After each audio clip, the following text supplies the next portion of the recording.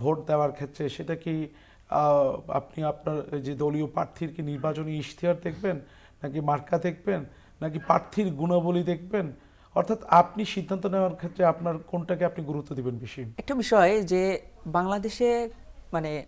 এই যে আপনি যেটা বললেন যে প্রার্থী, মার্কা বা ব্যক্তি হিসাবে নানা রকম মানে সিস্টেম চালু আছে, কিন্তু